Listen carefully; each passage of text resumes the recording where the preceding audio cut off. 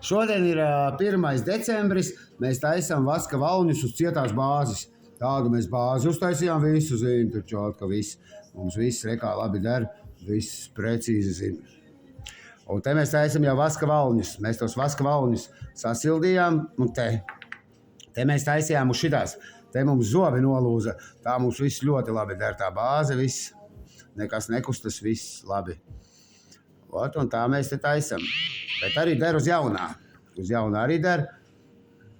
Un tad mēs tā taisam, viņš tā piekodīs vēlāk. Mēs tā parīvējam. Nu, ot es šito tā. Mēs arī varam šitā te pasildīt, zin, tā pasildīt varam.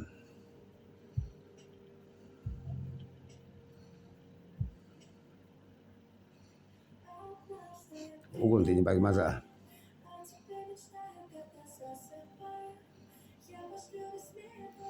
Un tad te kasam ir tāds kunkulīts. Tad mēs kunkulīti kasam.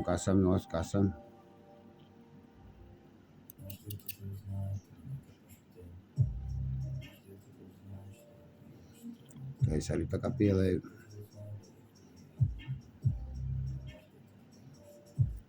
Labi, tad ko tur kasīt. Taču vaska valņi mums tēnē vajadzīgi ir, lai vēlāk mēs noteiktu augstumu, jo mēs jau nezinām, kur pacients mums ir tāds, kā viņš tur kož, mēs jau nezinām.